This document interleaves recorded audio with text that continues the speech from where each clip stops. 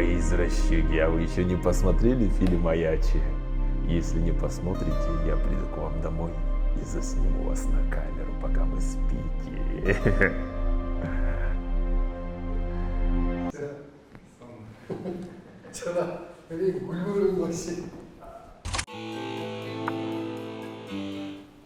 Бұл киного азыр экинчи режиссер жазса керек, ошо антагонист ролун ойногонго актер издеп атабыз. Келип ошо режиссерлор менен, продюсерлер менен жолугуп, сүйлөшүп, бир көрбөйлүбү деп. Ошо анан ошентип келип, ага ошо чогуу спорт каналда иштеген режиссер байкебиз бар, Кубат байке. Ошо сунуштап келип, анан ошо режиссер Сапар Сайназаров деп мындай эми атыман билбесе да кебете мен тааныса керек, ошо сүйлөшүп анан дагы калп айтпасам 2-3 вариант антагонистке бар. Кино мондай болот, герой мондай, персонаж ушундай болот, отрицательный роль деп мындай кыскача сценарийди түшүндүрүп кетти, эпизоддордо эмне болот экенин. Ошо анан кайсы бир нече убакыттан кийин айтабыз деди. Эртеси күнү айтса керек. Же кечиндеби, же эртеси күнү ошо айтышканда утверждать эттик, иштей берсек болот, акырынан даярдана берет. Ошентип келип калган. Мен негизи көбүнчө тааныштардагы анан ошомо кинону көргөндөр киного тартылып баштаптырсың деп айткандар да болду да, анан мен өзүм 22 жашымда искусство университетине тапшырып, актер факультет театра и киносун бүтүргөм, актерский отделенияны. Анан 5 жыл окуп, образование алып, 2-3 жыл театрда, Орус драма театрда актер болуп иштедим. Анан 22 жашыман бери эпизодический, второстепенный сериалдар, кинолор болуп атты, бирок көбүнчөсү мындай характерный эмес, мындай жөнөкөй сөз менен айтканда окшошпогон эле бир ролдор келип калып атканда, анан бирок ага чейин бир 90% полный эле жалаң эле отрицательный персонаждар, антагонисттер болчу. Анан акыркы 3 жыл мурун бир киного тартылгам, анда да антагонист болуп, анан могу Аячы экинчиси, ошо 2 кинодон аябай көп таанып калышыптыр да. Хотя мен буга чейин бир 20га жакын ар кандай телесериал, кинолордо мындай кошулуп аралашып, казактардын деле бир сериалдарында тартылып берген, бирок эч ким мындай мындайча айтканда кенен кинону көргөн зрительдер мындай байкап калбашыптыр да. Бир гана ошо 3 жыл мурун тартылган бир кино менен, анан азыркы ошо Аячы менен көбү таанып калды да. Анан мен да айтып атам, бул көп эле тартылып жүрөм, негизинен байкабай эле жүрсөңөр керек.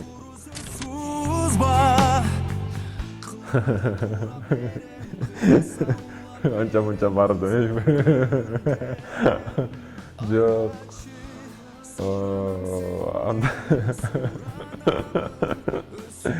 Андай эмесмин. Андай эмес болушум керек эми. Бирок кээ бир достор айтып калды, мындай көргөндө, сен өзүң ойноп аябай сага жакшы мындай бир уйку ашыкты, сен ошондой элесиң го деп анан мен кандай мен деп мындай тамашалашып. Так негизинен жок. Мен анчалык психофизикам дагы андай эмес, медерге окшоп анчалык мындай крутой машина акчам да жок.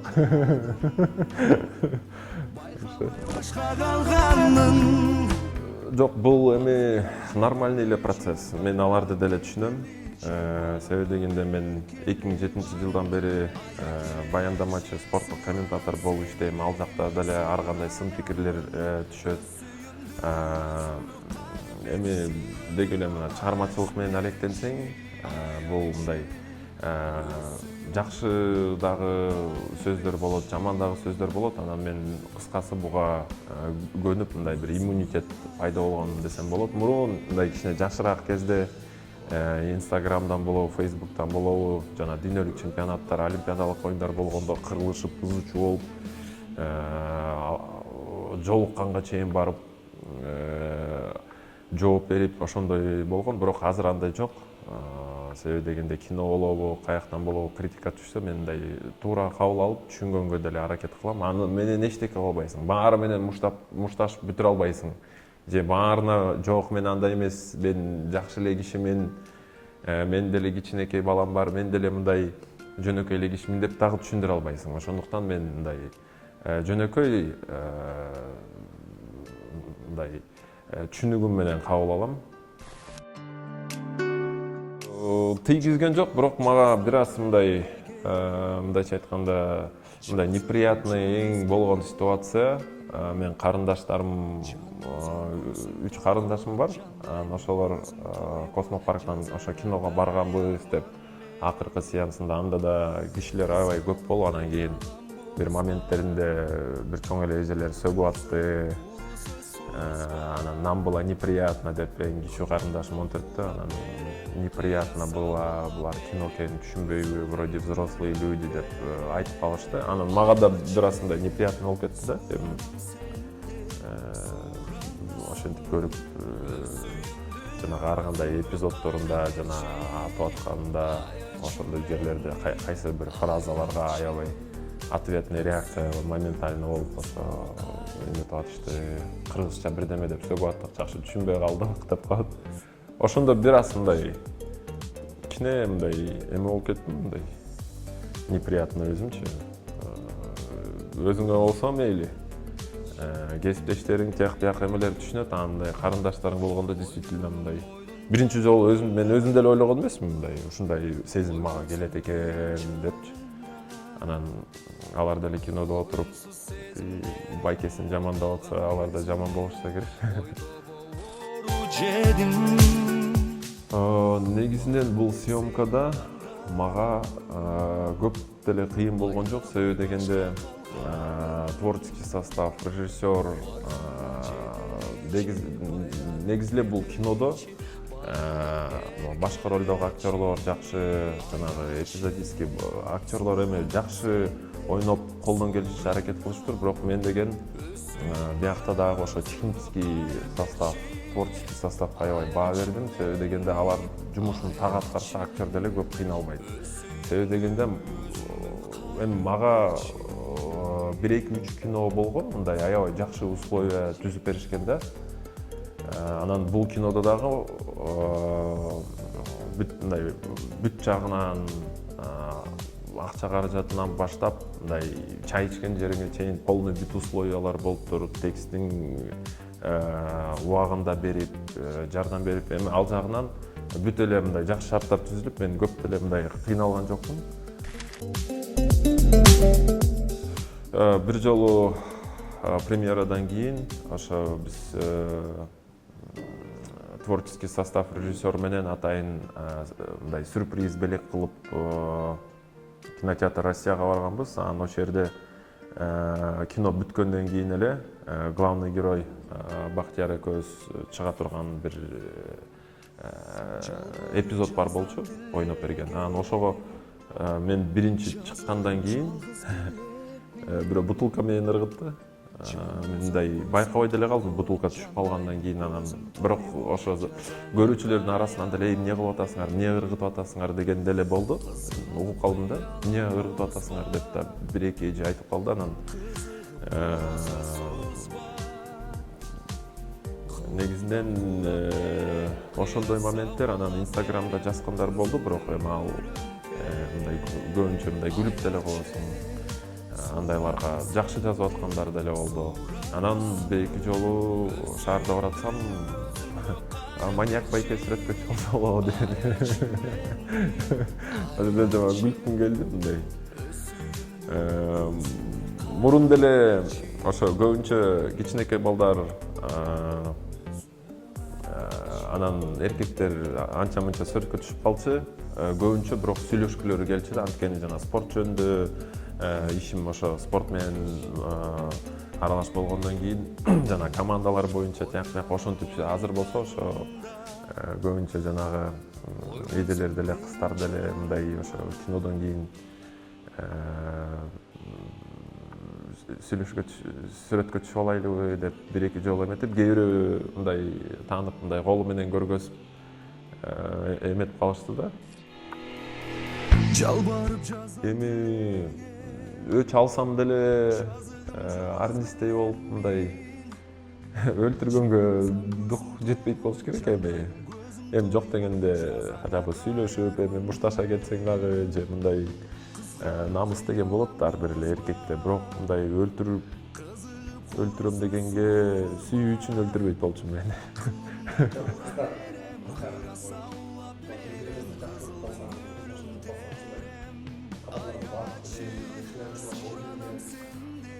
Андай учурлар болгон эмес.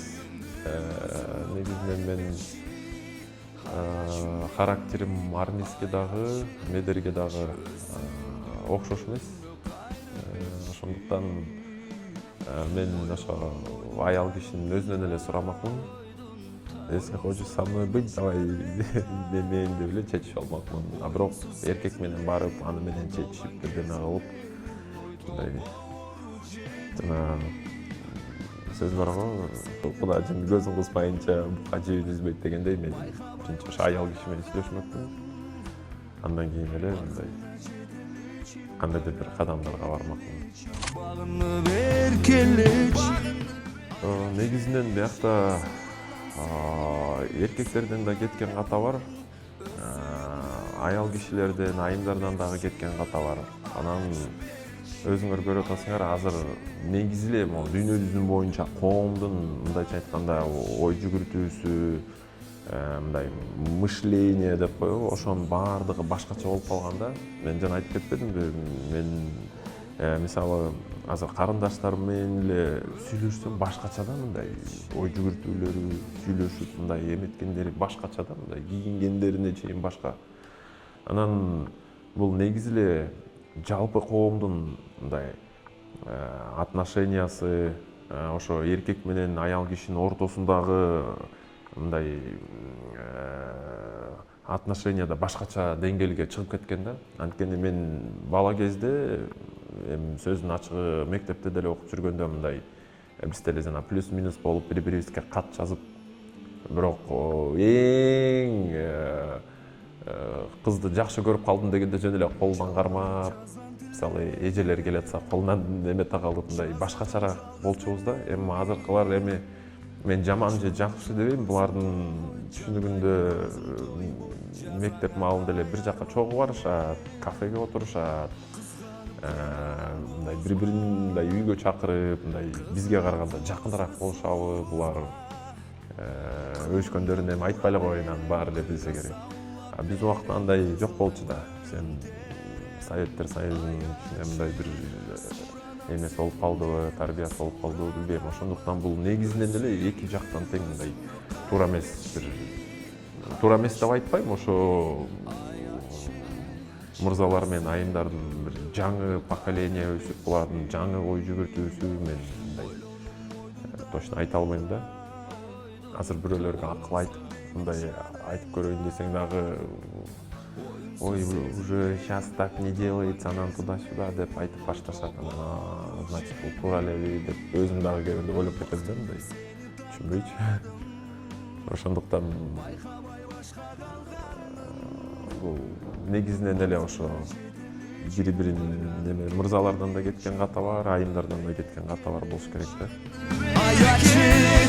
Суранам сенен, суранамын, өз сүйүмдү өзүмө кайрып бериши.